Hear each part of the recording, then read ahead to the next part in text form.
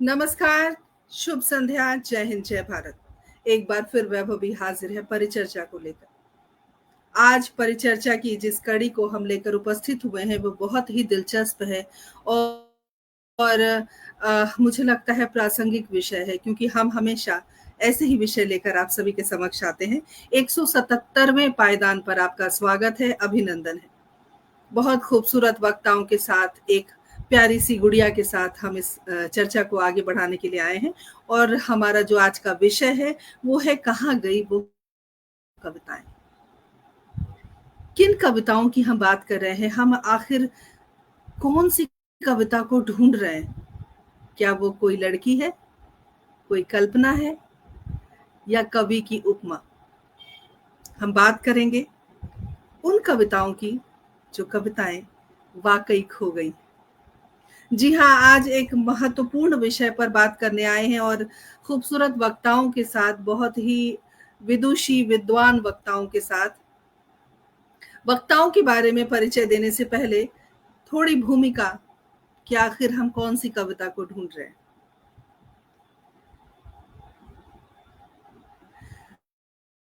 अगर हम आदिकाल की बात करें, भक्ति काल की बात करें या हम रीति काल की बात करें, अलग अलग कालों में या आधुनिक काल की बात करें, अलग अलग कालों में अलग अलग कवियों ने अपना जौहर दिखाया, अपनी लेखनी से समाज को एक नई दिशा दी जो इतिहास बन गया। कहते हैं ना, इतिहास रच दिया। चीरकालिक कविताएं जो होती हैं वो हमेशा हमारे जहन में होती हैं, हमेशा हम उन्हें याद करते हैं। आदिकाल की बात अगर मैं करूं तो एक बहुत ही प्रसिद्ध नाम है, सब जानते हैं, चंद्रबर दाई, जो कि पृथ्वीराज रासो, एक महान ग्रंथ की रचना उन्होंने की और वो बहुत ज्यादा लोगों के बीच लोकप्रिय हुए और आज भी हम उनका नाम जानते हैं चूंकि पृथ्वीराज के वो बहुत ही करीब थे। और इस तरह बहुत सारे कवि हुए हैं। विजयपाल रासो लिखी उन्होंने, नाल सिंह ने, जो वीर गीत के नाम से बहुत प्रख्यात हैं। ये हो गया आपका आदिकाल। रीतिकाल की बात करें, छोटी छोटी भूमिका समझाने की कोशिश कर रही हूँ कि आखिर हम ढूंढ क्या रहे हैं। रीतिकाल में अगर मैं बात करूं, केशव दास जी, चिंतामणि जी, बिहारी जी, मतीराम जी, भूषण जी, घनानंद जी, पद्माकर जी, ये सब बड़े बड़े कवि हुए जिन्होंने बहुत सारी ऐसी रचनाएं रची जो उस काल में बहुत अजेय रही है। और आधुनिक काल की यदि हम बात करें तो हमारे जयशंकर प्रसाद जी हैं, सूर्यकांत त्रिपाठी निराला जी हैं, हमारे दिनकर जी हैं, सुमित्रा नंदन पंत जी हैं, महादेवी वर्मा जी हैं, सुभद्रा कुमारी चौहान जी हैं। सब ने इतिहास रचा है। आज हम उन्हें याद करते हैं, उनकी कविताएं हमें मुज़बानी याद है। बुंदेले हर बोलों के मुख हमने सुनी कहानी थी, खूब लड़ी मर्दानी वो तो झांसी वाली रानी थी। इतनी सारी कविताएं हैं। कुछ कविताएं यहाँ पर जिक्र करना बहुत जरूरी है क्योंकि आखिर हम ढूंढ क्या रहे हैं, हम आपको बताना चाहते हैं। दो न्याय अगर तो आधा दो, पर इसमें भी यदि बाधा हो तो दे दो केवल 5 ग्राम, रखो अपनी धरती तमाम। हम वही खुशी से खाएंगे, परिजन पर असी न उठाएंगे। दुर्योधन वह भी दे न सका, आशीष समाज की ले न सका। उल्टे हरि को बांधने चला, जो था असाध्य साधने चला। जब नाश मनुज पर छाता है, पहले विवेक मर जाता है। एक महान ग्रंथ जो हम आज भी याद करते हैं, हम आज भी पढ़ते हैं। हम उन कविताओं की बात कर रहे हैं जो समाज को दिशा देती है या हमारे अंदर बदलाव पैदा करती है। यदि हमने महाभारत में इन तमाम, दुर्योधन से लेकर दुशासन तक को हमने पढ़ा या हमने देखा, हमने महसूस किया, जो छायावादी कवि हैं उन्होंने बहुत खूबसूरती से उस काल को उकेर दिया अपनी कलम के माध्यम से। कहाँ गई वो कविताएं? क्या आज के युग में वर्तमान संदर्भ की बात कर रही हूँ। क्या आज के समय में कुछ कविताएं ऐसी हैं जो हमारे जहन में है या हमारी आने वाली पीढ़ी उसे याद करेगी? इन्हीं सब सवालों के जवाब लेने के लिए आज हम 177वें एपिसोड में मौजूद हैं। कहाँ गई वो कविताएं? बहुत खुशी भी होती है कि हमारे पुरोधाओं ने हमें वो लेखनी दी जो अजर है, अमर है, और वही निराशा होती है। आज की कविताएं क्या कुछ कमतर है? क्या आज के बच्चों को कोई ऐसा कवि, कोई ऐसी कविता याद है? इसीलिए हमने एक छात्रा को भी इस कार्यक्रम में रखा है ताकि वो कुछ प्रकाश डाल सके। माखनलाल चतुर्वेदी जी की जो रचना रही है, चाह नहीं मैं सुरबाला के गहनों में गूथा जाऊं, आज भी हमें याद है। क्या वैसी कालजयी रचना आज के समय में है? इन तमाम बातों के बारे में हम चर्चा करेंगे। हमारे जो एक्सपर्ट हैं, हमारे जो आज के वक्ता हैं, अतिथि वक्ता, उनका हम स्वागत करते हैं। सबसे पहले डॉक्टर मंजू गुप्ता जी का मैं स्वागत करती हूँ। आप बहुत अच्छी कवित्री हैं, साहित्यिक कवित्री हैं, आप साहित्यकार हैं, वरिष्ठ गोल्ड मेडलिस्ट हैं। कमला नेहरू विश्वविद्यालय में आपने बहुत समय तक हिंदी पढ़ाया है बच्चों को। आपका मैं स्वागत करती हूँ, अभिनंदन करती हूँ। कई बार हमारे कार्यक्रम से आप जुड़ी हैं। उसके साथ ही हमारे साथ डॉक्टर श्रीनिवासन अय्यर जी जुड़े हुए हैं, जो कि वरिष्ठ साहित्यकार है। एक कलमकार बहुत खूबसूरत कलाकार भी होता है। अच्छी चीजों को हम सहेज सकते हैं, लेकिन अगर टूटी फूटी चीजों को सहेज कर एक खूबसूरत अगर मूर्त रूप दे सकते हैं, एक उसमें जीवन डाल सकते हैं, तो वो हमारे श्रीनिवासन अय्यर साहब हैं। आपका बहुत बहुत अभिनंदन, स्वागत करती हूँ। और प्यारी बिटिया आस्था, जो कि 11वीं की छात्रा है, और आस्था श्री जी बाबा सरस्वती विद्या मंदिर मथुरा में पढ़ती हैं। और आस्था, आपका बहुत स्वागत है। और आज की जो परिचर्चा है उसको हम शुरू करते हैं। छोटी सी भूमिका देने की कोशिश की कि आखिर हम ढूंढ क्या रहे हैं। तो कुछ दर्शक हमारे साथ जुड़े हैं, जरा हम उनका भी अभिवादन करते हैं। प्रवीण कुमार चौहान जी हमारे साथ जुड़े हैं, अभिनंदन है आपका। डॉक्टर देव प्रकाश गर्ग हमारे साथ जुड़े हैं, स्वागत अभिनंदन। प्रीति गर्ग जी हमारे साथ जुड़ी हैं, बहुत बहुत स्वागत अभिनंदन। जियाउर रहमान जाफरी जी हमारे साथ जुड़े हैं, अभिनंदन। प्रदीप गौतम जी हमारे साथ जुड़े हैं, आप सबका स्वागत है, अभिनंदन है। और बहुत महत्वपूर्ण विषय है, इसलिए आप सबकी उपस्थिति हमारे लिए प्रार्थनीय है और हम गुजारिश करते हैं हमारे साथ बने रहिए। सत्य प्रकाश जी हमारे साथ जुड़े हुए हैं, अभिनंदन। उषा कुमार हमारे साथ जुड़ी हुई है, डॉक्टर विनीता साहनी हमारे साथ जुड़ी हुई है, डॉक्टर वेद प्रकाश गर्ग जी लगातार बने हुए हैं। आप सभी का बहुत बहुत स्वागत, अभिनंदन। और जैसा कि हमने कहा कि हम कुछ ढूंढ रहे हैं, आज उन कविताओं को ढूंढ रहे हैं जो कविताएं खो गई हैं। डॉक्टर मंजू गर्ग जी से मैं अनुरोध करती हूँ कि इस विषय पर प्रकाश डालें और कार्यक्रम को शुरू करें। आपका बहुत बहुत अभिनंदन। धन्यवाद वैभवी, और सभी श्रोता जो हमारे साथ आज इस कार्यक्रम में जुड़ रहे हैं, उनका मैं सादर अभिवादन करती हूँ, अभिनंदन करती हूँ। और वैभवी विशेष रूप से हर सप्ताह एक नया विषय परिचर्चा के लिए लेकर आती है, तो और इतना सुंदर संचालन करती है, इसके लिए भी उसे बहुत बहुत शुभकामनाएं, मेरी बहुत सारा प्यार भरी शुभकामनाएं।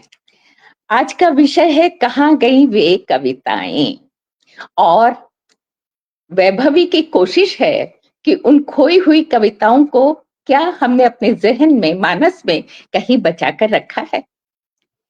तो मैं ये कहना चाहती हूँ कि इस दुनिया में चलना और गतिशीलता, परिवर्तन सृष्टि का नियम है। यहाँ जड़ या चेतन हर पदार्थ परिवर्तन के इस नियम से बंधा हुआ है। यहाँ कुछ भी स्थायी नहीं है, चिरंतन नहीं है, शाश्वत नहीं है। और अच्छी से अच्छी चीजें, अच्छी से अच्छे व्यक्ति, संस्कृति, भाषाएं, कविताएं, कवि सभी कुछ समय के काल में समा जाता है, क्योंकि कविता हमेशा अपने समय की आवाज होती है। आज वक्त जिस गति से चल रहा है, तो लिखा भी वही जा रहा है। और आज अच्छे कवि नहीं है, ऐसा बात बिल्कुल नहीं है। आपने वैभवी चर्चा की आदिकाल से लेके, आदिकाल के बाद भक्ति काल भी आता है, और उसके बाद हमारा ये मध्य युग जो है वो रीति काल, और फिर हमारा आता है आधुनिक काल। तो 3 हिस्सों में बांट के हम कविता पढ़ते थे। मैं बचपन से कविता के साथ बड़ी हुई हूँ। तो मैथिली शरण, मेरी माँ प्रोफेसर थी हिंदी की, तो बचपन में लोरी की तरह मैथिली शरण गुप्त, महादेवी वर्मा, जयशंकर प्रसाद को पढ़ती सुनती आई हूँ, और जिंदगी भर यही पढ़ाया है। वहां कोर्स में 2 तरीके के कवि होते थे। एक जो पाठ्य पुस्तकों में पढ़े और पढ़ाए जाते थे, जिनकी आपने चर्चा कर दी, सभी, चाहे वो सूर हो, तुलसी हो, पृथ्वीराज रासो से, चंद बरदाई से आपने शुरुआत की, फिर जयसी आए, हाँ, सूर, तुलसी, ये सब रही मीरा को भला कैसे भूल सकते हैं, और रीतिकाल के सारे कवि आपने गिना दिए। फिर आधुनिक काल का जब उदय हुआ, मंजू जी, डॉक्टर मंजू, अगर हम दोहे की जब भी बात करते हैं तो हमें रहीम और कबीर के दोहे ही याद रहते हैं। हाँ, जिन्हें हम साखी कहते थे। लेकिन आज अगर आप साहित्य पढ़ रही हैं, तो नरेश शांडिल्य जैसे दोहाकार हमारे पास हैं, जिनके दोहे किसी भी तरह कमतर नहीं है। अगर उन्हें पढ़ा जाए, और उनके आज उस तरीके की पॉपुलैरिटी बहुत जल्दी मिल जाती है, लेकिन स्थायी तो नहीं मिल पाता चीजों को। आज हर चीज जेट गति से भाग रही है, कुछ भी रुकता और ठहरता नहीं है। पहले जो होता था, हमारे जहन में बीज की तरह जम जाता था, वो हरियाली बन के लहराता था, हमें याद रहता था। आज किस तरह ये सब पढ़ाया जाता है, और बच्चे क्या पढ़ते हैं, साहित्य पर कितना ध्यान दिया जाता है, हिंदी भाषा की हमारे स्कूलों में क्या जगह रह गई है, और पढ़ाने वाले टीचर्स किस तरह पढ़ा रहे हैं कविता को, वो समय बहुत बीत चुका है, वो बीती हुई बात हो गई है। और अब जो सच्चाई है वो ये है कि आज इतनी कविताएं लिखी जा रही हैं, उसमें से अच्छी कविता को छांटना बहुत मुश्किल हो गया है। लेकिन अच्छा लिखा नहीं जा रहा, मैं इससे बिल्कुल सहमत नहीं। जिन कवियों के आपने नाम लिए, उनकी कुछ रचनाएं कालजयी रचनाएं हैं। मेरे मानस में वो इस तरह रटी हुई कि मैं फटाफट लाइन की लाइन, झांसी की रानी हो वो चाहे, या सुभद्रा चौहान, कुमारी चौहान की बालिका की बात हो, हमारे दिनकर हो, दिनकर का रश्मि रथी हो, कुरुक्षेत्र, तो कोई भी रचनाएं हो, प्रसाद कामायनी, हम इतने मन से पढ़ाते रहे, उनकी कविताएं सुनते सुनाते रहे। लेकिन अब समय उससे बहुत आगे बढ़ गया है। बच्चों के पास इतना कुछ पढ़ने और सुनने के लिए है कि हम वहीं ठहर कर रुक नहीं सकते। जो इस पर शोध कर रहे हैं, जो इसका अध्ययन कर रहे हैं, अब ये किताबें जो हैं, ये पुस्तकालयों की शोभा बन के रह गई हैं। उसमें भी कितनी दीमक खा गई, कितनी बच गई, कहना बहुत मुश्किल है। हम अपने घर की चीजें नहीं बचा पा रहे हैं, अपने संस्कार नहीं बचा पा रहे हैं, बच्चों के साथ नहीं चल पा रहे हैं, वक्त का साथ नहीं दे पा रहे हैं। तो ऐसे में साहित्य और जिन खो गई चीजों की आप बात कर रही हैं, समय लौटता नहीं है, समय हमेशा गतिशील रहता है, लेकिन इतिहास बार बार अपने को नए तरीके से दोहराता भी है।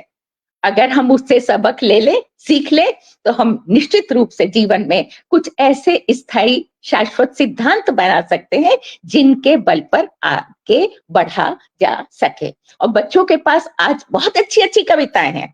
बाल साहित्य इतना अच्छा लिखा जा रहा है, जिसका कोई कहना नहीं है। बहुत सारे नाम है, मधुपंत हैं, देविक रमेश हैं, बाल स्वरूप राही हैं, इन्होंने बहुत कुछ लिखा है। और अब जो सिलेबस बन रहे हैं, उसमें कौन सी कविताएं चुनी जाती हैं, कौन से साहित्यकार चुने जाते हैं, अब बदल गई है दुनिया, बदल गया है साहित्य। तो इन खोई हुई चीज, जैसे अपने माँ बाप परिवार के हम हमेशा मिस करते हैं, हमेशा हम कहते हैं कि हमारे जीवन में काश वो होते, लेकिन ये संभव नहीं है। हमें अपने बच्चों, जो आगे जाने वाली पीढ़ी है, उसके साथ जीना है। तो समय के साथ हमें चलना होगा, कदम ताल करना होगा, और नई चीजों को समझने की कोशिश भी करनी होगी। एक चीज वैभवी मैं यहाँ और कहना चाहती हूँ कि पुराना सब अच्छा था और श्रेष्ठ था, ये कहना उचित नहीं है। जिन कविताओं की आपने चर्चा की वो ऐसी कविताएं हैं जो हमेशा पढ़ी पढ़ाई जाती रही, लेकिन उससे भी अच्छी कविताएं दिनकर के पास भी है, प्रसाद के साहित्य में भी है, जिनको कभी बहुत ज्यादा रेखांकित नहीं किया गया। निराला की राम की शक्ति पूजा कहिए, हाँ, अज्ञे की कविताएं कहिए। एक कविता मैं आपको कहती हूँ, आज के वक्त पर है, जो आज भी सार्थक होती है। सांप शीर्षक से कविता है। सांप, तुम सभ्य तो हुए नहीं, नगर में बसना भी तुम्हें नहीं आया, फिर कहाँ सीखा डसना, विष कहाँ पाया। इतनी छोटी सी कविता में आज के वक्त को जिस तरह अगे ने उकेर कर रख दिया। ये कविता उतनी प्रसिद्ध नहीं हुई, लेकिन हम पढ़ते पढ़ाते रहे और हमारे जहन में है। आज के कवि भी बहुत सार्थक और अच्छा लिख रहे हैं, लेकिन परिमाण इतना ज्यादा है कि वक्त के साथ उसमें से क्या बचेगा और क्या उड़ जाएगा, क्या खत्म हो जाएगा, कहना बहुत कठिन है। और हमेशा अच्छी चीजें ही बचती है, ये भी समय का नियम नहीं है।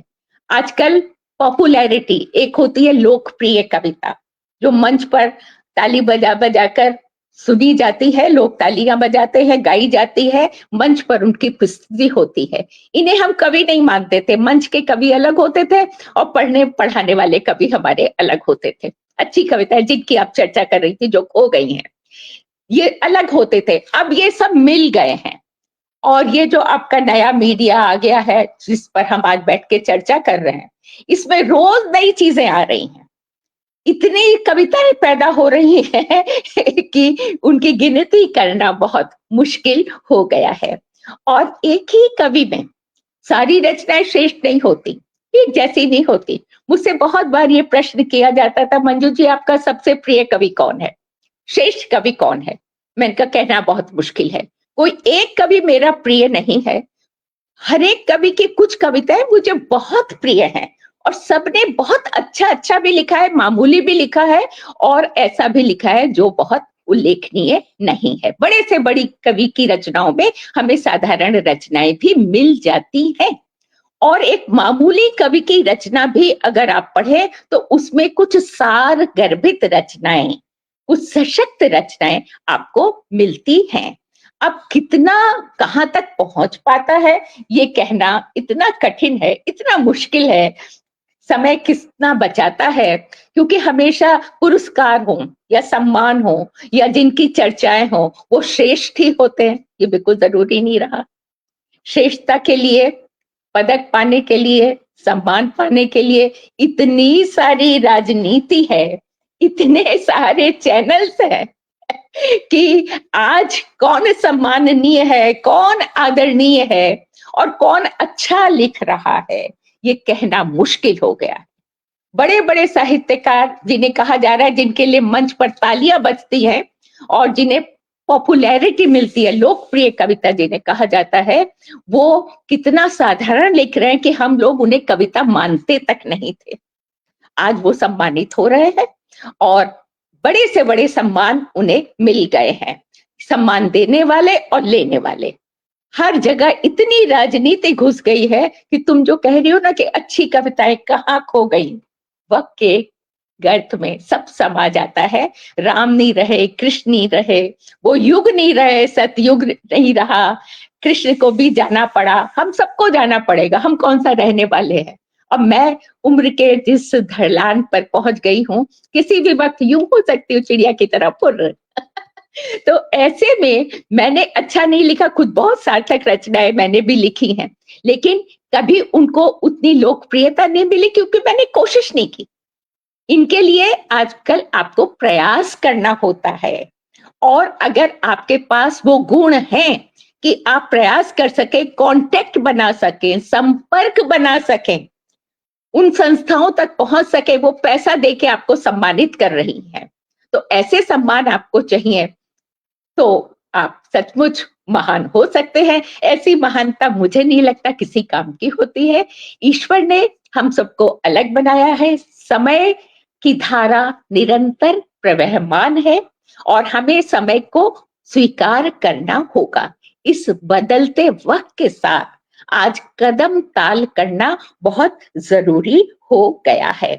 तो पहले तो श्रेष्ठ क्या है, कालजयी क्या है, उसमें से अच्छा क्या है और साधारण क्या है, इसको अलग अलग करना ही बहुत मुश्किल काम है।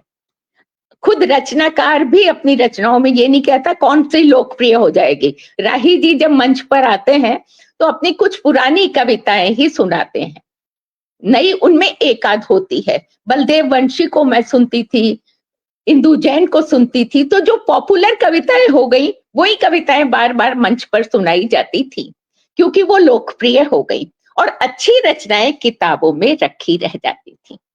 तो अच्छी रचनाएं की परिभाषा लोकप्रियता या हमारे जहन में मैंने कितना याद किया, मुझे क्या अच्छा लगा, ये कहना बहुत कठिन है। तो कुछ खोता नहीं है, समय अपनी चाल चलता है, उसमें कुछ बच जाता है, कुछ आगे बह जाता है, चला जाता है, और उसे स्वीकार करके ही हमारा जीवन चलता है।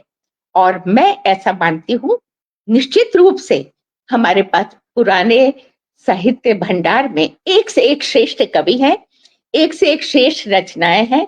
वहां कबीर हैं, तुलसी हैं, सूर हैं, प्रसाद। उसके बाद आधुनिक काल में बात करें तो हमारे पास जयशंकर प्रसाद है, पंत है। लेकिन उसके बाद आगे पढ़ के तो देखिए, एक से एक अच्छे कवि आज भी हैं जो बहुत अच्छा लिख रहे हैं, और लिखा गया है और वो हाईलाइट भी हुआ है, लेकिन उसको उस तरह पढ़ा पढ़ाया नहीं जाता जैसे पहले हिंदी भाषा और साहित्य को तवज्जो दी जाती थी, प्राथमिकता दी जाती थी। आजकल साहित्य और भाषा ये बिल्कुल सेकेंडरी चीजें हो गई, ये बच्चों के लिए महत्वपूर्ण नहीं रह गई हैं, और उन्हें इस तरह पढ़ाया जाता है कि कविता के लिए रुचि उनमें पैदा हो ही नहीं पाती। और मंजू जी, एक चीज, जी जी, हाँ, बोलिए बोलिए। हाँ, एक चीज मैं और कहना चाहती हूँ, कवि बनाए नहीं जाते। ज्यादा अच्छे कविताएं पढ़ने से आप अच्छे कवि बन जाएंगे, ये जरूरी नहीं है। जिन कवियों का आपने नाम लिया, ये कभी पाठशालाओं में, विद्यालयों में पढ़ने नहीं गए थे। इन्होंने जीवन के अनुभव से जो पाया था, उन रत्नों को, उन भाव रत्नों को, उन विचारों को, उस संस्कृति को इन्होंने अपनी कविताओं में प्रस्तुत किया। इसलिए वो महान बने, इसलिए वो विशिष्ट बने, इसीलिए वो उल्लेखनीय बने हैं।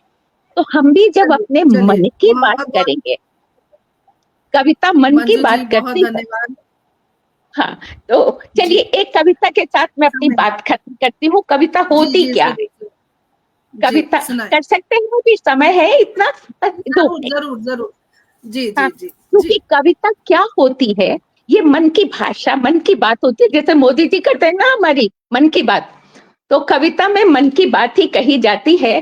कविता नहीं है पागलों का प्रलाप, कविता नहीं है स्वरों की झंकार या शब्दों की नक्काशी, कविता नहीं है केवल कल्पना की उड़ान, ख्याली पुलाव या फुर्सत का शगल।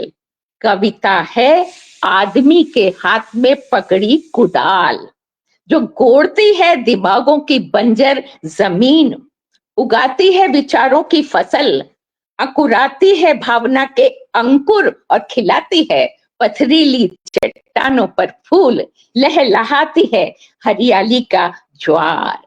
कविता नहीं है मात्र महबूबा का ख्याल, जो गजल और नगमों में आजकल कहा जा रहा है। तो कविता नहीं है मात्र महबूबा का ख्याल, दार्शनिकों की उलझन।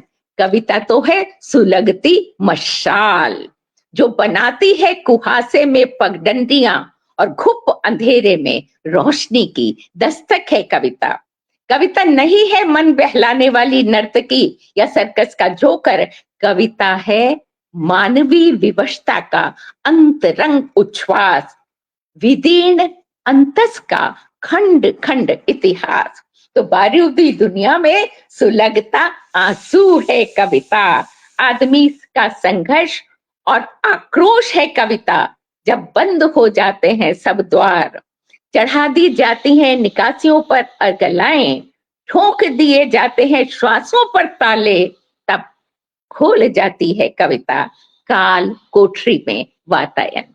तब खोल जाती है कविता काल कोठरी में वातायन और बाल जाती है चुपचाप, निराशा की दहलीज पर उम्मीद का चिराग। तो कविता मरी नहीं है, कविता कहीं खोई नहीं है, कविता नया रूप लेकर नई पीढ़ी, नए कवियों में नई तरीके से अंकुरित हो रही है, फल रही है, फूल रही है। उसे जो बचाना चाहते हैं वो बचा रहे हैं, और तुम्हारे जैसे लोग हैं, तुम्हारे जैसे चैनल्स हैं, माध्यम है, जिनसे ये कविता फल फूल रही है। और मैं ये शुभकामना करती हूँ कि कविता कभी मरे, विज्ञान के आगे कविता कभी हारेगी नहीं। कविता की अपनी जगह बहुत है, सुंदर, वो बहुत दिलों की बढ़िया चीज बात। है, दिलों में रहेगी और हमेशा जीवित रहेगी, वो खो नहीं बहुत अच्छी सकती। बात आपने कही है डॉक्टर मंजू, और हम तहे दिल से शुक्रिया अदा करते हैं। बहुत अच्छा बोला धन्यवाद। आपने, लेकिन वही ये प्रश्न आगे जाएगा, लेकिन बहुत सारे दर्शक श्रोता हमारे साथ जुड़े हैं, उनका भी अभिवादन करना बनता है। हमारे बिल्कुल साथ करना चाहिए। अनीता सेठी वर्मा जी जुड़ी हुई हैं, अभिनंदन करती हूँ। हमारे साथ सत्य प्रकाश जी लगातार बने हुए हैं। पटल के मुख्य सलाहकार आदरणीय सुरेंद्र शर्मा सागर जी हमारे साथ जुड़े हुए हैं, अभिनंदन। सुदर्शन शर्मा सुधी जी संयोजिका जुड़ी हुई हैं, बहुत बहुत अभिनंदन। डॉक्टर पुष्पलता तनेजा जी जुड़ी हुई हैं, गौरव सिंघल जी हमारे साथ जुड़े हुए हैं, प्रीति गर्ग जी हमारे साथ लगातार जुड़ी हुई हैं। आप सबका बहुत बहुत स्वागत है, अभिनंदन है हमारे इस कार्यक्रम। डॉक्टर आभूदर शर्मा जी हमारे साथ जुड़े हुए हैं, बहुत बहुत स्वागत, अभिनंदन करती हूँ। इसी प्रकार आप सब बने रहे, जुड़े रहे, कार्यक्रम को शेयर करते रहें, क्योंकि हम कुछ तो ढूंढने आए हैं। गुलशन ग्रोवर जी हमारे साथ जुड़ गए हैं, अभिनंदन करती हूँ। महिमा सिंघल जी हमारे साथ जुड़े हुए हैं, बहुत बहुत स्वागत, अभिनंदन। उषा कुमार जी हमारे साथ लगातार बनी हुई है, बहुत बहुत स्वागत, अभिनंदन करती हूँ। मंजू जी का संपर्क हमसे टूट गया है, अच्छी बात उन्होंने कही, लेकिन कुछ तो खोया है जिसे आज हम ढूंढने के लिए आए हैं। और बहुत सारी कविताएं हो सकती हैं, आज बहुत अच्छी कविताएं लिखी जा रही हैं, इसमें कोई संदेह नहीं है। मंजू जी ने कहा दोहाकार, एक दोहाकार और भी हैं जिनके जो दोहे हैं वो भी बहुत खूबसूरत दोहे लिखते हैं, और बहुत ही शानदार दोहा, भारत भूषण आर्य जी की मैं बात कर रही हूँ। तो बहुत दोहाकार हैं और बहुत अच्छा दोहा लिखते हैं। लेकिन अगर मैं नई पीढ़ी के बारे में बात करूं, अय्यर साहब के पास मैं बाद में आती हूँ, लेकिन आस्था बेटिया जो हमारे साथ जुड़ी है, नई पीढ़ी है। जैसा कि उन्होंने कहा मंजू जी ने कि बहुत सारी रचनाएं हैं जो आज भी प्रासंगिक हैं। आस्था, मैं आपसे जानना चाहती हूँ, आज के समय में कौन से कवि की कविता आपको याद है, या किस कवि को आप, आधुनिक किस कवि को आप जानते हैं? निराला, दिनकर, उनको छोड़कर आज के समय के कौन से कवि को आप जानते हो? सभी श्रोतागण का नमस्कार करना चाहूंगी, और मैं आपको आभार करना चाहूंगी कि आपने मुझे इस माध्यम के अपने विचार व्यक्त करने का अवसर दिया। जैसा कि आपने कहा कि अभी के जो कवि हैं वो ऐसे मुझे कोई कवि याद नहीं है, क्योंकि हमें कविता अपनी किताबों के माध्यम से ही पता चलती है, और उनमें सभी पुराने ही कवि हैं, जैसे रामधारी सिंह दिनकर जी, महादेवी वर्मा, सूर्यकांत त्रिपाठी निराला जी, इन्हीं सबके कवि की हमें कविताएं पढ़ाई जाती हैं। अन्य कोई कविता हमें नहीं पढ़ाई जाती है, तो इसके अन्य कोई कवि हमें नहीं पता। अय्यर साहब, आपने आस्था, जो कि हमारी नई पीढ़ी है, आपने इनकी बात सुनी, एक प्रश्न हमने उन तक पहुंचाया कि आज के कवि को आप कैसे जानते हो? जिस कविता को खोने की, ढूंढने की बात यहाँ पर हो रही है कि वो कविताएं कहाँ चली गई, कहाँ खो गई। वो कविताएं जो हमें झकझोरा करती थी, वो कविताएं जो हमें प्रेरणा देती थी, वो कविताएं जो हमारे जहन में परिवार के लिए, समाज के लिए, राष्ट्र के प्रति जो प्रेम, सद्भाव पैदा करती थी, उन कविताओं की बात हो रही है जो हमारे व्यक्तित्व को प्रभावित करती थी। आज एक संदेश भी आया है हमारे दर्शकों की तरफ से कि आजकल चुटकुलेबाजी होती है, कविता कम होती है, तो वो अलग बात है। लेकिन जैसे कि आस्था ने कहा, नई पीढ़ी को पता नहीं है आज कितने कौन से कवि हैं, क्या है। तो क्या ये बात सच है कि जो टेक्स्ट बुक में पढ़ाया जाता है वो ही हमेशा जाने जाएंगे, या आज के समय में जो कवि हैं उनके बारे में भी लोग जान पाएं? आस्था बिटिया से मैं बाद में बात करूंगी, मैं चाहूंगी कि आप इस विषय पर प्रकाश डालें। क्या कारण है जो हम सिर्फ उन्हीं को जानते हैं, आज के जो कवि हैं, बहुत सारे कवि कवित्री हैं, इसमें कोई शक नहीं है। और देखिए सोशल मीडिया ने एक क्रांति लाई है, इसमें कोई दो राय नहीं है। सोशल मीडिया के माध्यम से हमने हजारों लाखों कवियों को पढ़ा, सुना, समझा, इसमें भी कोई शक नहीं है। लेकिन नई पीढ़ी को कितनी कविताएं याद है, ये भी एक प्रश्न है। तो मैं चाहूंगी कि आप इस विषय पर प्रकाश डालें। आपका बहुत स्वागत है।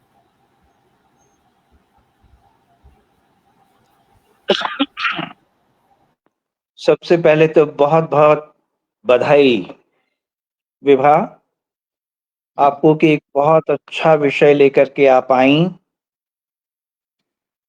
और उस पे मनन मथन का अवसर दिया। मैं आपका, आपके समूचे पटल का अभिनंदन करता हूँ इस बात पे और तारीफ करता हूँ।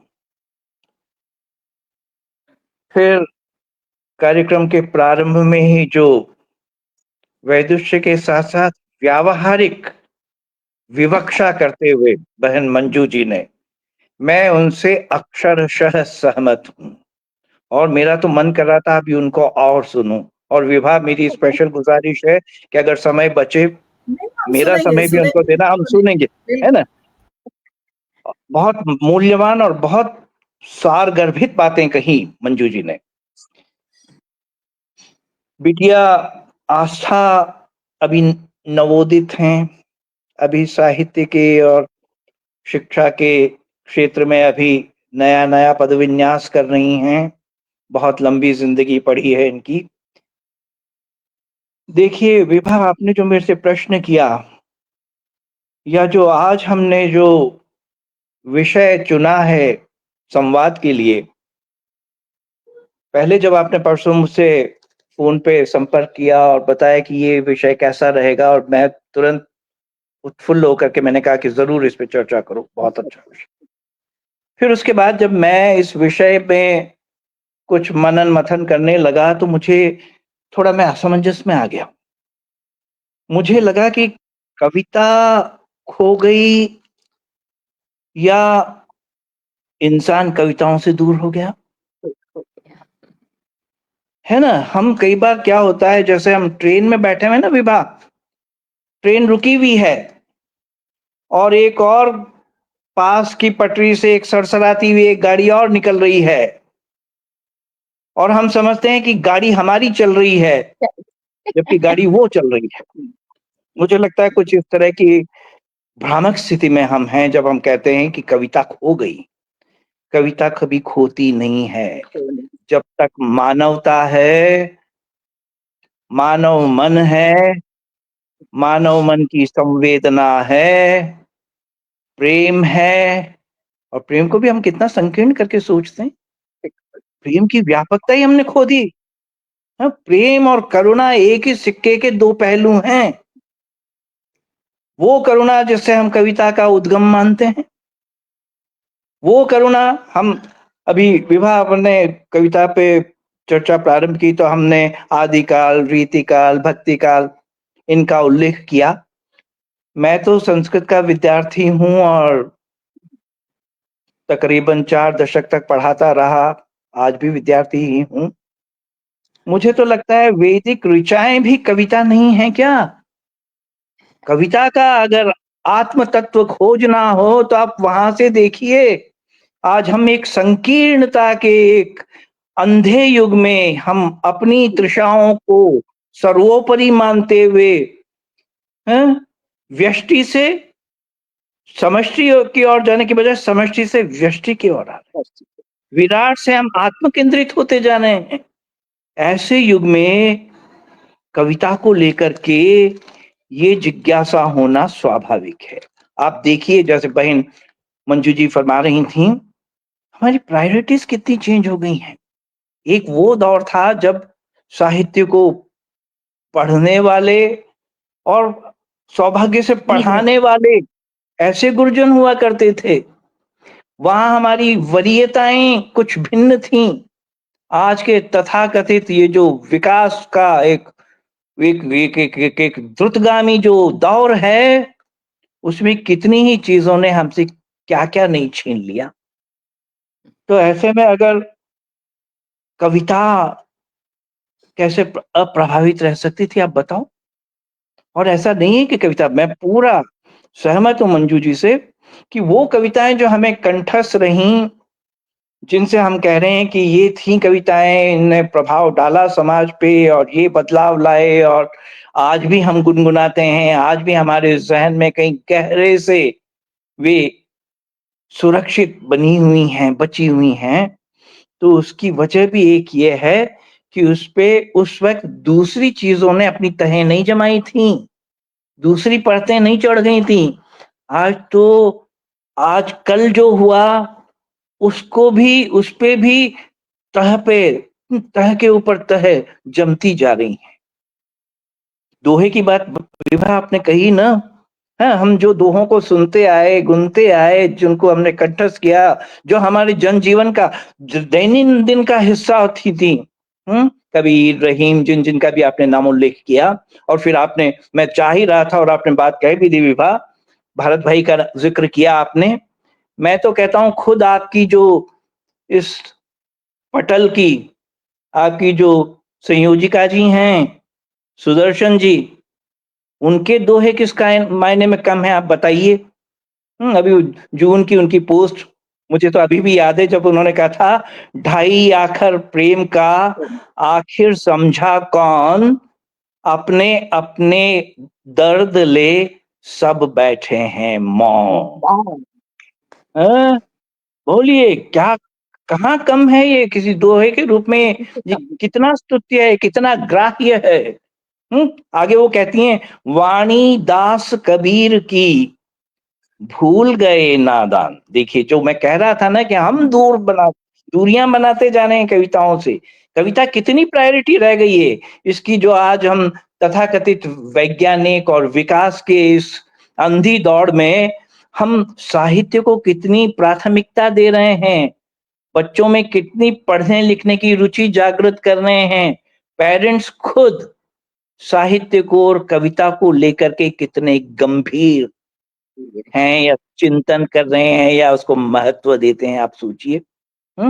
कवि को आज भी अगर कविता लिखने बैठे ना अगर कोई बच्चा विरला, तो कोई ताज्जुब की बात नहीं है उसको कहें कि अरे ये कविता विता क्या फालतू के काम कर रहे हो, तुम्हारी फिजिक्स का तुमने होमवर्क कंप्लीट किया कि नहीं?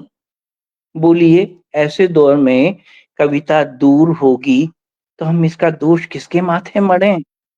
हैं? तो ये हो रहा है विभा, हम करते क्या हैं, कहते क्या हैं।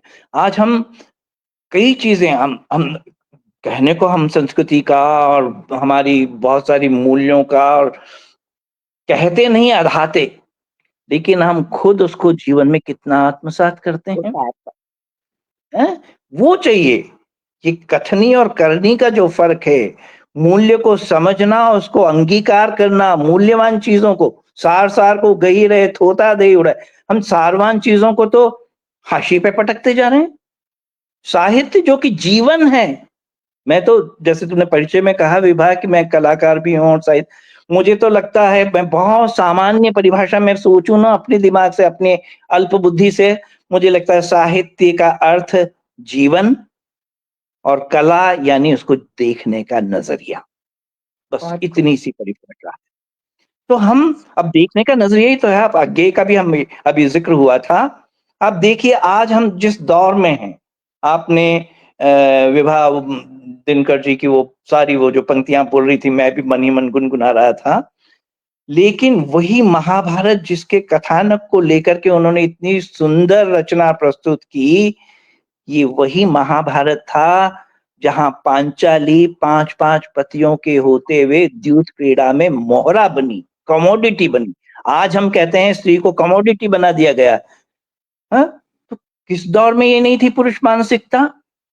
उस पे अगर प्रहार आप देखिए ना, उस एंगल से देखिए तो आपको लगेगा कविता आज भी है। हम उस दृष्टि से उसका आकलन तो करें। मुझे तो याद आ रहा है आगे की ही एक पंक्ति, तुम निहारते हो रूप, कांच के भीतर मछली कांपती है। ये क्या केवल मछली की बात कही है अज्ञे ने? ये आज उस स्त्री की, उस स्त्रीत्व की पीड़ा है जो उन्होंने अनुभव किया था। तो ऐसी कविताएं कभी मर सकती है विभा, बताओ? पाठक दूर हो गए, पाठकों की नजर में नहीं आ रही है, पाठक का दिल उसके लिए लालायित नहीं है। इसलिए हम कह रहे हैं कि कविताएं पहले थे पाठक, पहले वैसा एक माहौल था, पहले हम भटकाव की स्थिति में नहीं थे। आज तो एक ऐसे अंधेरे दौर में जी रहे हैं जहां अंधेरा इंद्रधनुषी आवरण में परोसा जा रहा है। ऐसे में साहित्य हाशिए पे है, और साहित्य से हम दिन ब दिन उससे कहीं पिंड छुड़ाते जा रहे हैं। तो बताइए इसमें दोषी कौन है? हाँ? मुझे तो याद आती है कैलाश वाजपेयी की कविता, मैं तो इसको कालजयी कविता मानता हूँ। कादम्बिनी में कभी पढ़ी थी, पर पहली बार पढ़ी तब से वो मेरे हृदयंगम हो गई थी। वो कहते हैं, यमुना की मटमैली सतह पर बदहवास डोलती चांद की परछाई से ताज की परछाई ने कहा, घबराओ मत। बदहवास मटमेले यमुना के जल में बदहवास तैरती चांदनी से ताजमहल ने कहा, घबराओ मत, कुछ भी हो सकता है, कुछ भी हो सकता है, टूट सकता है लेनिन का समतावादी महल या और कुछ, लेकिन फिर भी तुम्हारा और मेरा रहना निश्चित है, क्योंकि आदमी अभी भी प्रेम करता है।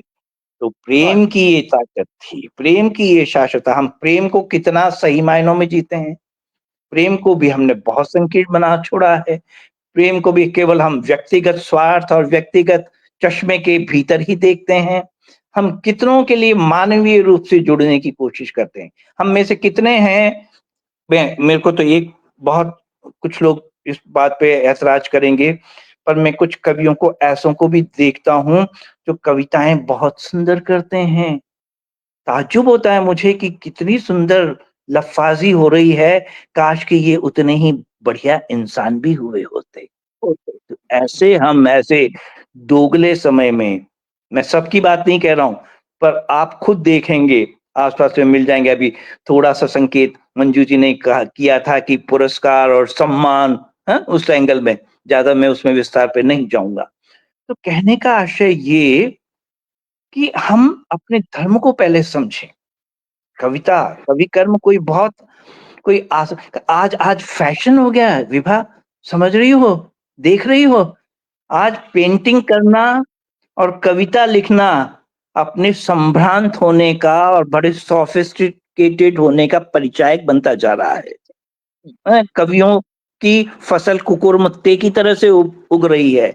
और जो सोशल मीडिया की हम बात करें, इसका एक पक्ष ये बहुत अच्छा है कि इसने थोड़ी पढ़ने लिखने की आदत डाली है, पर साथ ही एक व्यामोह, एक ये मूर्छा भी पैदा की है कि हमें रातों रात इतने लाइक्स मिल रहे हैं और हम महाकवि हो गए हैं।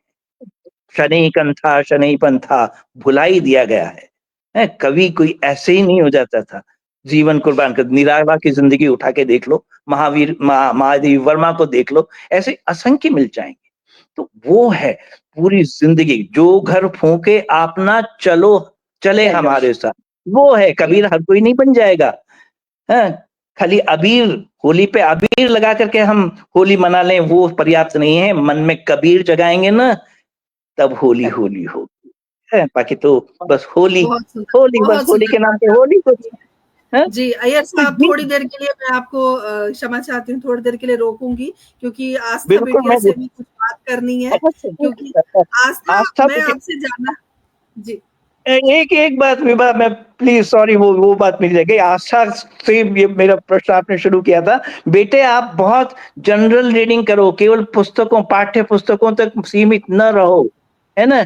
खूब अच्छा लिखा जा रहा है, और आपकी एज के बच्चे लिख रहे हैं। ताकि मैं फेसबुक से युवाओं से जुड़ा हुआ हूँ, और खास तौर से मैं रेखांकित कर रहा हूँ इलाहाबाद और उस साइड के कुछ बच्चे हैं, यंग बच्चे हैं, अभी अपने कॉलेज में पढ़ रहे हैं। इतनी गंभीर चिंतन के साथ, इतनी गहराई के साथ, इतनी पैनी निगाह के साथ वो आसपास की चीजों पे दृष्टिपात कर रहे हैं, और उनकी कलम उकेर रही है कुछ बहुत सुंदर पंक्तियां, है ना बेटा? तो आप पढ़ने लिखने की आदत अपने स्तर पे शुरू करो, स्कूल के और कॉलेज के और पाठ्यक्रम के भरोसे मत बैठे रहो।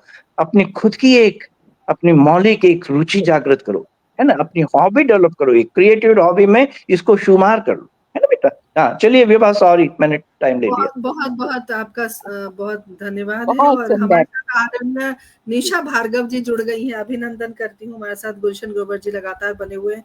सभी सुधी श्रोताओं का हम आभार व्यक्त करते हैं, हमसे जुड़ने के लिए इतना सारा समय आप हमें देते हैं, उसके लिए। आस्था बिटिया, आपसे हम जानना चाहते हैं कविता के बारे में आप क्या जानती हैं और क्या समझती हैं कविता के बारे में? हम हमारे दर्शकों को आप कुछ बताएं, अपने ज्ञान का थोड़ा भंडार हम तक भी पहुंचाएं। कविता वो होती है जो मन के भावों को और इंसान के हृदय को स्पर्श कर जाए। जब इंसान अपने भावों को व्यक्त करने पर विवश हो जाता है, तब कविता का जन्म होता है। कविता इंसान को क्या, पशु पक्षी के हृदय को भी स्पर्श कर सकती है। जैसा कि मैंने पढ़ा, पहले कवि वाल्मीकि थे, जिन्होंने पहली कविता तब लिखी थी जब एक शिकारी ने एक पक्षी को मार दिया था और दूसरा पक्षी स्वयं ही बिलख बिलख कर मर गया था। तब उन्होंने संस्कृत में एक श्लोक लिखा था जिसका हिंदी अर्थ है, हे शिकारी, तू कभी खुश न रह पाएगा क्योंकि तूने एक पक्षी को मारा तो दूसरा स्वयं मर गया। आज भी ऐसी कविताएं बनाई जाती हैं, लेकिन उनको हमारे तक नहीं पहुंचाया जाता है। आज पुरानी कवियों को बहुत ज्यादा सम्मान दिया जाता है, लेकिन आजकल के जो अच्छे कवि हैं उन्हें दबा दिया जाता है। और जो कवि आजकल हैं वो पुस्तकों के लिए, पैसों के लिए और प्रसिद्धि पाने के लिए कविता लिखते हैं, जिनका ज्यादातर कोई अर्थ नहीं होता। जहाँ तक मैंने पढ़ा है वहां तक कोई अर्थ नहीं होता। और जो कवि अच्छे होते हैं उन्हें प्रसिद्धि नहीं मिल पाती है।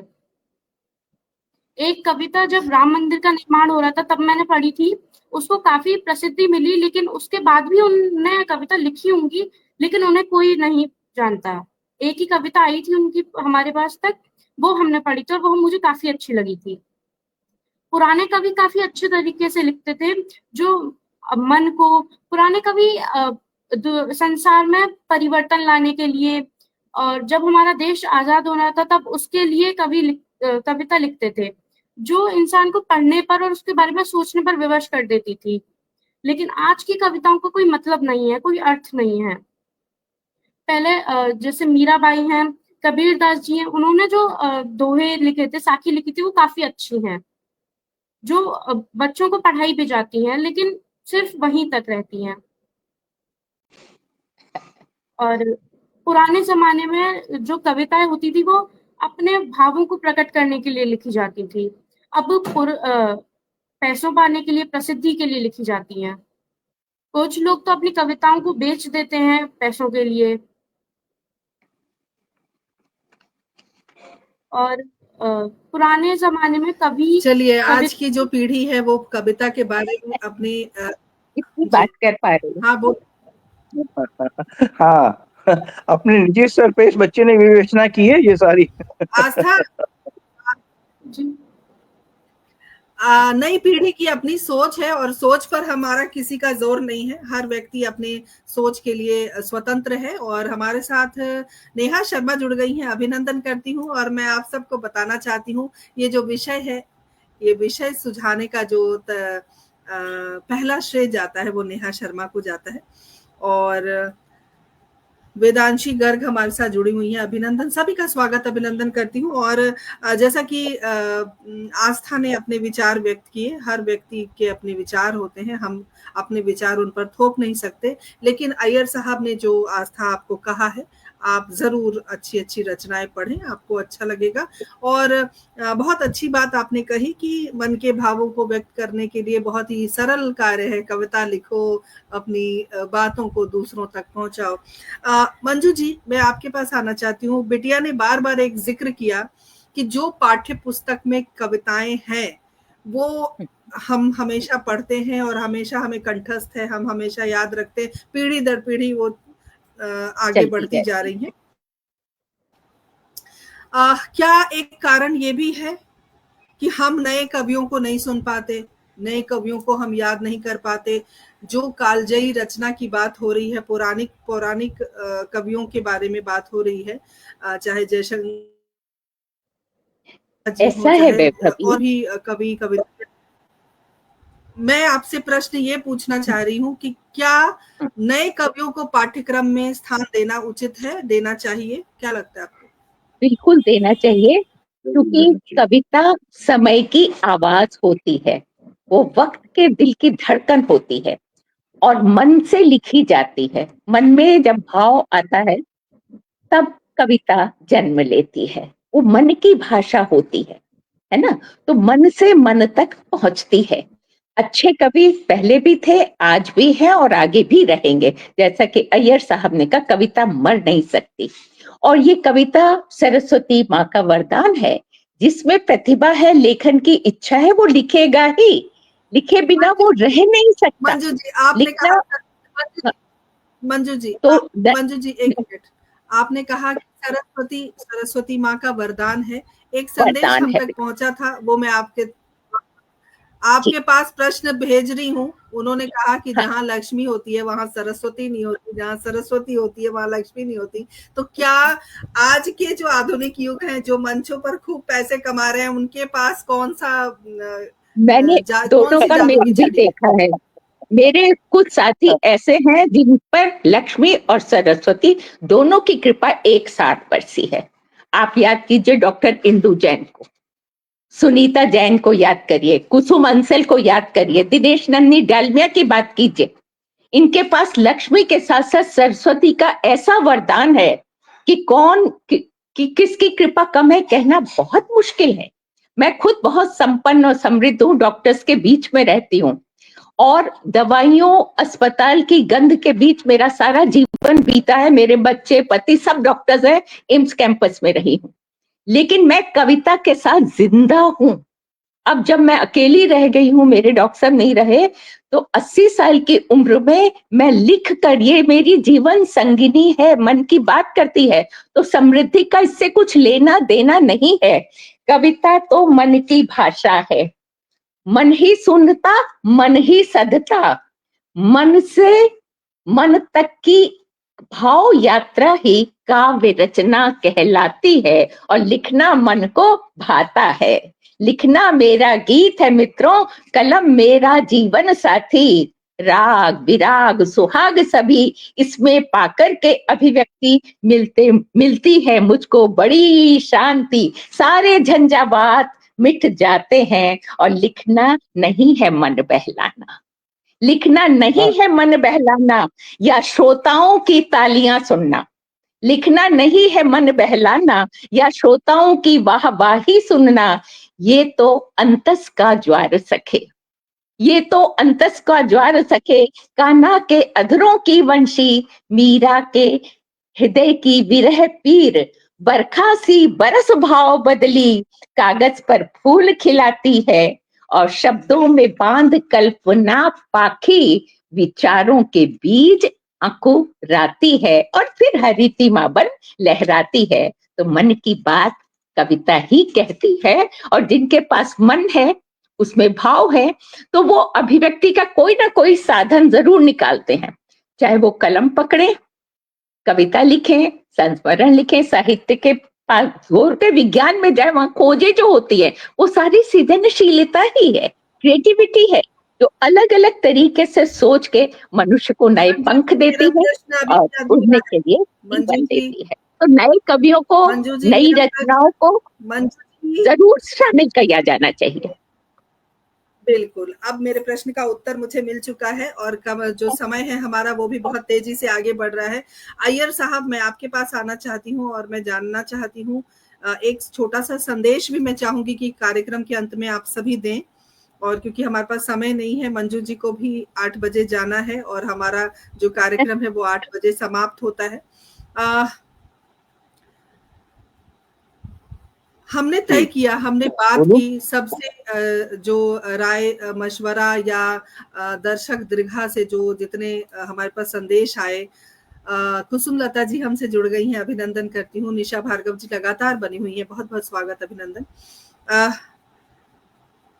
सबके वक्तव्य से तय हुआ कि कविता खोई नहीं है। कभी खो नहीं सकती।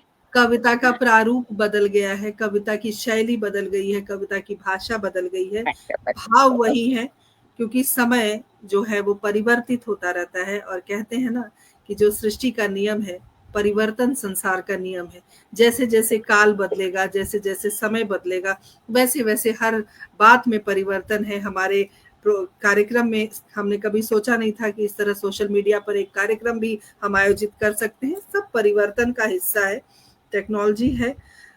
कविता खोई नहीं है। चलते चलते क्या संदेश आप देंगे आने वाली पीढ़ी के लिए, इस कार्यक्रम के दर्शकों के लिए और इस पटल के लिए कि जिस कविता को ढूंढने का प्रयास हम कर रहे थे, वो कविता हमारे अंदर ही है, हमें तलाशने की जरूरत है अपने आप को। आप क्या कहेंगे? जी, कौन? मंजू जी बोल रही हैं पहले? आप बोलिए, आप बोलिए। नहीं, आप बोलिए, आपका स्वागत है। आप स्वागत है। नहीं, आप बोलिए, एक ही बात है, आप बोलिए, आप बोलिए। बेटे, सबसे पहले तो चूंकि आशा हमारे सामने एक नई उम्मीद की किरण है, युवा पीढ़ी की प्रतिनिधि हैं। बेटे, मैं आपको कुछ पर्सनल मशविरा, विभा जी ने तो संदेशा मांगा ही है हमारी तरफ से, पर मैं चूंकि आप हो तो इस क्षण को मेरा मन ललचा रहा है कि कम से कम आप तक तो कन्वे करूं। बेटे, आप जनरल रीडिंग की अपनी आदत डालिए, लाइब्रेरी जाइए, वहां पत्र पत्रिकाएं कौन सी आती है साहित्यिक, वो देखिए। नेट का जमाना है, फोन आपके पास होगा और जरूर स्मार्टफोन होगा, मैं समझता हूँ। उसको भी आप जब वो करें मैनिपुलेट, तो उसमें एक्सप्लोर कीजिए समसामयिक जो पोएट हैं, कवि और कवियत्रियां। मैं एक नाम आपको सजेस्ट करूंगा अभी फिलहाल, तो आप निर्मल पुतुल, है ना, बहुत अच्छा लिख रही हैं। नगाड़े के तरह बजते शब्द उनकी कविता, है ना बेटा, देखो वो, है ना, वो मतलब समाज में आप अभी छोटी बच्ची हैं, लेकिन स्त्री किस तरह से समाज को देख रही है, उसकी चेतना उसको किस तरह से अपनी पीड़ा को मुखरित करने में मदद कर रही है, प्रेरित कर रही है, ये सारी चीजें। कविता कोई बहुत आसान रहा नहीं है, जैसे मैंने बताया था, है ना, शुरू में। तो और ये क्षण, ये कभी भी हर कोई नहीं हो सकता, मंजू जी ने जैसे निवेदन किया था, है ना। तो कविता के लिए अमृता जी की पंक्ति मुझे याद आती है, उसके साथ समापन कर रहा हूँ। देखिए, हमारे इर्द गिर्द फैली हुई ये चीजें जिसको देख करके मन द्रवित होना चाहिए, पर आज भी कितने लोग हैं जो उससे प्रभावित होकर के कुछ रचना करते हैं। बेटे, आप साहित्य के विद्यार्थी हैं, आप लिखने की भी चेष्टा करना, मेरा आपको आशीर्वाद और अभिशाप दोनों है। लिखना बहुत आसान मार्ग नहीं होता है, ईमानदारी से लिखना और फिर लिखने को जीना। हमारे यहाँ ज्यादातर कविता की दूरी इसलिए भी हुई है कि हम कविता को पहले पढ़ भी लेते थे, सुन भी लेते थे, स्मरण भी रखते थे, लेकिन कविता को जीना वो भी और बहुत दूर होता जा रहा है, अलहदा होता जा रहा है। तो अमृता जी की वो कविता ये थी, रात ऊँघ रही है, पंजाबी मूल में है, रात ऊँघदी पई, ऊँघलादी पई, रात ऊँघ रही है, आज फिर किसी ने इंसान की छाती में सेंध लगाई है। हर चोरी से भयावह यह सपनों की चोरी है। चोरी के निशान दुनिया के हर शहर के हर फुटपाथ पे विद्यमान हैं, लेकिन न किसी की नजर देखती है, न चौंकती है। बस जंजीर से बंधे हुए कुत्ते की तरह कभी कहीं किसी की कोई नज्म भौंकती है। तो दृष्टा बनना, देखना, द्रवित होना। आपने बेटा कहा था ना वो कि वो क्रौंच वध हुआ था और वाल्मीकि ने, है ना, उससे पहली कविता लिखी थी, तो वो देखा उन्होंने। और वो प्रेम जो मैं कह रहा था, प्रेम व्यापक होना चाहिए, वहां कोई व्यक्ति मनुष्य का मनुष्य के प्रति प्रेम नहीं था, एक पक्षी युगल के बिछोह को देख करके उनका मन द्रवीभूत हुआ था। तो इस तरह से सृष्टि के साथ तादाद में रखना, पेड़ पौधे, उससे संवाद करना, ये कवि की वृत्ति होता है। इसीलिए वो दर्द को महसूस करता है, इसीलिए वो दर्द को स्वर देता है। बेटे, तो कविता को पढ़ना, कविता को लिखने की भी कोशिश करना और कविता को जीना आनंद भी है और बहुत पनिशिंग भी है, पर है ना बेटे? बहुत बहुत बहुत आशीर्वाद। विभा, आपको बहुत बहुत बहुत शुक्रिया, बहुत बहुत सुंदर बहुत धन्यवाद संदेश, और बहुत अभिनंदन मंजू जी, बहुत बढ़िया बोली, आनंद आ गया, बहुत आनंद आ गया। बहुत सुंदर धन्यवाद संदेश बेटे। मंजू जी। आपका भी मुझे बहुत अच्छा मंजू लगा। जी, और विभा ने शुरुआत बहुत अच्छी की। विभा, बहुत अच्छा रहा। ये दुनिया बहुत अच्छा, आज विभा तो कंक्रीट बहुत का बहुत गमला है। बढ़िया। हाँ, दुनिया बिल्कुल। कंक्रीट का वो गमला, आदमी निर्गंध कैक्टस, फूलों ने फिर वाह भी खिलना नहीं छोड़ा, फूलों ने वाह फिर भी वाह वाह खिलना नहीं वाह छोड़ा। तो बिल्कुल बिल्कुल कविता वाह सही कहा जी रहेगी इंसान में, जब जी तक इंसानियत है, भावना है, संवेदना है, तो कविता जीवित रहेगी। मुझे तो बिल्कुल चिंता नहीं है कि कविता मर ही नहीं सकती, वो रहेगी। सच दे बिल्कुल, बहुत सुंदर आप सच सब दे। वक्ताओं ने अपनी बात रखी है। और जिस निर्मला पुतुल जी की आपने बात कही है, आस्था बिटिया को मैं उनकी एक छोटी सी कविता सुनाना चाहती हूँ ताकि वो भी समझ सके। मुझे उतनी दूर मत ब्याहना हाँ जहां हाँ, मुझसे बहुत सुंदर कविता है। वाह वाह, जी, बहुत सुंदर कविता है विभा, जहां बहुत सुंदर मुझसे कविता है आपकी। मिलने जी, जहां मुझसे मिलने जाने की खातिर घर की बकरियां बेचनी पड़ जाए।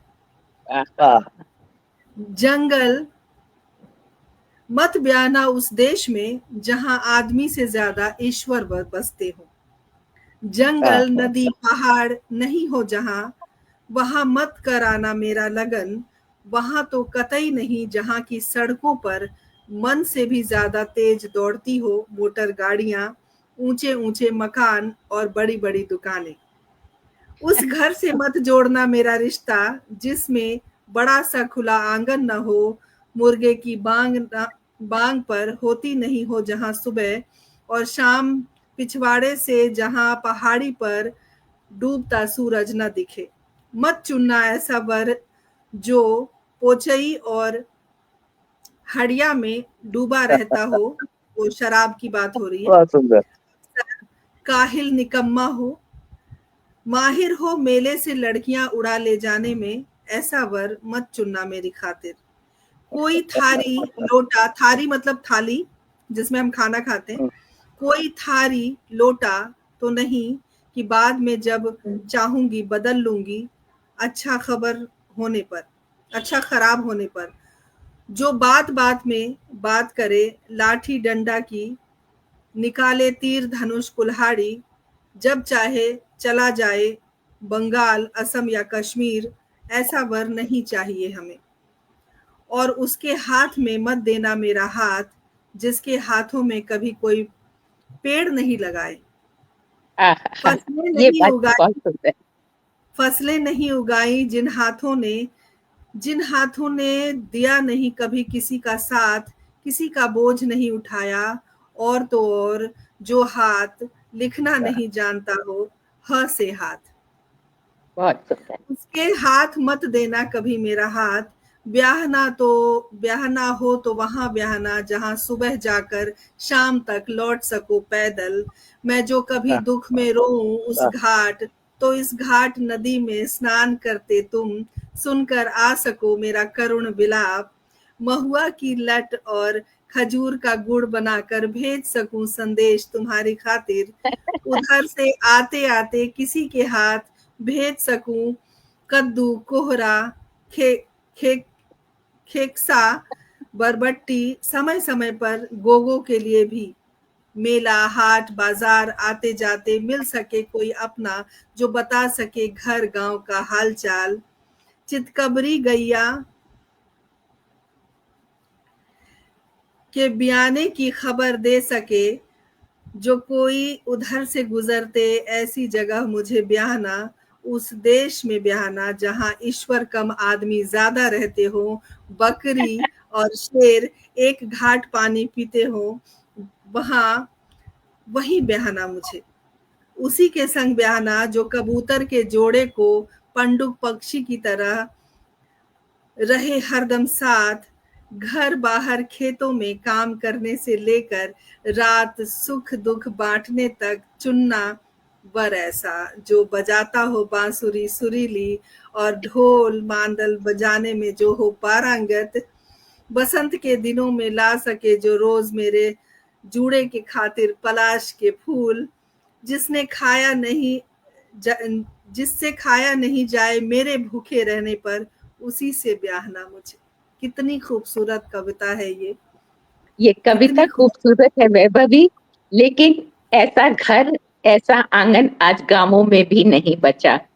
तो ऐसा वर ढूंढने से भी मिलने वाला नहीं है। लड़कियों को आंगन अपने मन में बनाना होगा, अपने मन में इनको जीवित रखना होगा, बाहर तो मिलेगा नहीं। क्या बात है, क्या बात है, क्या बात।